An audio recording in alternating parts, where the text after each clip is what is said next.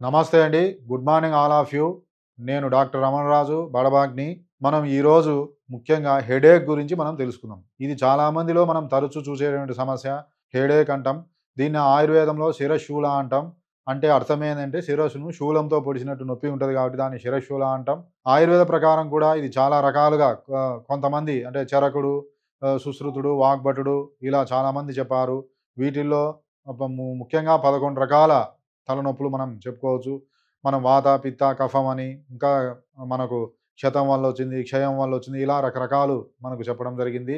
మరి వీటన్నిటిలో మనకు లక్షణాలను బట్టి మనకు ట్రీట్మెంట్ అనేది ఉంటుంది. అసలు మనకు శిరశూల రావటానికి గల కారణం, హెడేక్ రావటానికి ఆయుర్వేద శాస్త్రరీత్యా కూడా కారణం ఏందంటే ముఖ్యంగా చలికి ఎక్స్‌పోజ్ కావటం మెయిన్‌గా కారణం కానీ, ఎక్కువ ఆలోచన చేయటం, నెక్స్ట్ ఫుడ్ సరిగ్గా తీసుకోకుండా ఎక్కువ ఉపవాసాలు ఉండటం, ఎక్కువ ఎండకెళ్ళటం, స్విమ్మింగ్ చేయటం వల్ల మనకు ఈ సమస్య ఎక్కువగా వస్తుంది. ఇంకా మనకు ఆధునిక శాస్త్రరీత్యా కూడా అనేక రకాల కారణాల వల్ల హెడేక్ వస్తుంది. బీపీ పెరిగినా వస్తుంది. ఒక్కొక్కసారి సైనస్ వల్ల వస్తుంది. మైగ్రేన్ వల్ల వస్తుంది. టెన్షన్ వల్ల వస్తుంది. ఇంకా మనకు ట్రైజెమినల్ న్యూరాలజియా అంటాం. అంటే ట్రైజెమినల్ నర్వ్ ఉంటది. అక్కడ ఇన్‌ఫ్లమేషన్ ఉన్నా వస్తుంది. చెవి నొప్పి వల్ల వస్తుంది. పంటి నొప్పి వల్ల వస్తుంది. కంటి నొప్పి వల్ల వస్తుంది. ఇలా రకరకాలుంటాయి.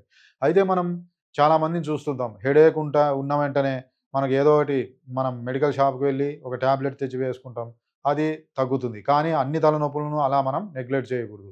ఏ లక్షణాలుంటే మనం నెగ్లెక్ట్ చేయకూడదంటే ఉన్నట్టుండి తలనొప్పి రావటం, ఓర్వలేకుండా భయంకరంగా ఉండటం, కండ్లు మొత్తం ఎర్రబడిపోవటం, వామిటింగ్ కావటం, ఫీవర్ కావటం, పిచ్చి పిచ్చిగా వాగటం, మనం చెప్పిన మనం మాట్లాడి దానికి సమాధానంగా చెప్పకుండా వేరేటి చెప్పటం, అదేవిధంగా కోమాలోకి పోవటం, ఈ మెడ స్టిఫ్‌నెస్ ఎక్కువగా ఉండటం, కాళ్ళు చేతులు కొట్టుకోవటం, ఒకవైపు కాళ్ళు చేతులు తిమ్మిరి పడటం, ఇలా ఉంటే మనం దాన్ని నెగ్లెక్ట్ చేయకూడదు. అది ఇమ్మీడియేట్‌గా మనం దగ్గర ఉండేటువంటి డాక్టర్‌ని సంప్రదించాలి. ఎందుకంటే ప్రాణాపాయం కూడా సంభవించేటువంటి అవకాశం ఉంటుంది. నెక్స్ట్ జనరల్‌గా ఇప్పుడు టెన్షన్ హెడేక్ అంటాం. టెన్షన్ హెడేక్ అనేది ముఖ్యంగా ఎవరికైనా సరే సాయంత్రం పూట ఎక్కువ వస్తుంది. ముఖ్యంగా ఇది నొప్పి కంటే కూడా పట్టేసినట్టు ఉంటుంది. మెడ వెనుక నెక్ దగ్గర పట్టేసినట్టు నొప్పి ఉంటుంది. చాలామందికి వర్క్ ప్రెషర్ వల్ల సాయంత్రం వచ్చే అవకాశం ఉంటుంది. దీనికి జనరల్‌గా ఏదైనా సరే వేడిగా ఉండేటువంటి ఆయిల్‌ను బాగా మర్దన చేసుకోవడం ద్వారా తగ్గుతుంది. నెక్స్ట్ మనకు సైనస్ హెడేక్ అంటాం. సైనస్ హెడేక్ అంటే మనకి ఈ ముక్కుకు పక్కల మనకు మాగ్జిలరీ సైనస్ అని, ఇక్కడ ఫ్రాంటల్, ఎథ్మాయిడల్ అలా సైనస్‌లన్నీ ఉంటాయి. ఈ సైనస్ అంటే మనకు ఎంప్టీ స్పేసెస్ అక్కడ ఎయిర్ ఉంటది. అలా కాకుండా ఎయిర్ కాకుండా అక్కడ కఫం చేరి ఈ ఎయిర్ ఫిల్డ్ స్పేస్‌లో కఫం చేరటం ద్వారా అక్కడంతా బరువుగా ఉండటం సైనస్‌లు. నెక్స్ట్ తుమ్ములు రావటం, జలుబు రావటం, ఒకవైపు ముక్కు రంధ్రం మూసుకపోవటం, ఇక్కడ నొప్పి ఉండటం, తల ముందుకు వంగటం వల్ల తల బరువుగా ఉండటం, నైట్ పడుకుంటే ముక్కు నుంచి గొంతులోకి కఫం రావటం, నెక్స్ట్ మైల్డ్ ఫీవరిష్‌నెస్ ఉండటం, ఆకలి తక్కువ ఉండటం, బాడీ పెయిన్స్ ఉండటం, చెవి నొప్పి ఉండటం, ఇవన్నీ గూడా మనకు సైనస్ హెడేక్ యొక్క లక్షణాలు. మరి ఈ సైనస్ హెడేక్‌ను మనకు ఆయుర్వేదంలో కొన్ని పంచకర్మ ట్రీట్మెంట్స్ ఉంటాయి. నస్యకర్మ అని, నెక్స్ట్ ధూపం అని, నెక్స్ట్ ఇంకా ఎక్కువ ఉంటే వమనకర్మ అని, ఇవన్నీ చేయటం ద్వారా మనకు పూర్తిగా తగ్గించుకోవచ్చు. అదేవిధంగా ఇంకా కొన్ని రకాల మందులుంటాయి. పూర్తిగా ఈ సైనస్ కరిగే విధంగా. ఎందుకంటే జనరల్‌గా సర్జరీ చేసినా కూడా తర్వాత ఒక 2 ఇయర్స్ తర్వాత వచ్చే అవకాశాలు ఎక్కువగా ఉంటాయి. మరి మరి మెడిసిన్స్ అంటే కొన్ని దశమూల కటుత్రయాది కషాయం, రాస్నాది గుగ్గులు, కాంచనార గుగ్గులు ఇలాంటివి మనం డాక్టర్ల పర్యవేక్షణలో వాడితే ఈ సైనస్ హెడేక్ అనేది పూర్తిగా తగ్గుతుంది. ఎందుకంటే సైనస్ హెడేక్‌ను నిర్లక్ష్యం చేయటం ద్వారా కూడా మనకది బ్రెయిన్‌కి ఇన్ఫెక్షన్‌కు వెళ్ళి చాలా ప్రమాదకరమైనటువంటి స్థితులు వచ్చే అవకాశం ఉంటుంది. నెక్స్ట్ మనకు మైగ్రేన్ హెడేక్. దీన్నే మనం అర్ధావభేదకం అంటాం. దీన్నే మనం పార్శ్వపు తలనొప్పి లేదా ఒంటి తలనొప్పి అంటాం. ఇది చాలామందికి ముఖ్యంగా స్త్రీలలో ఎక్కువుంటుంది. స్త్రీలకు కూడా ముఖ్యంగా పీరియడ్స్ టైమ్‌లో ముందు గాని, తర్వాత గాని ఎక్కువుండే అవకాశం ఉంటుంది. అయితే దీంట్లో తలకు ఒకవైపు మొదలై తర్వాత మొత్తం స్ప్రెడ్ కావచ్చు. ఫస్ట్ తలంతా వచ్చి ఒకవైపు రావచ్చు. ఇది ఉదయాన్నించే మొదలై క్రమంగా పెరుగుతూ పోతుంటుంది.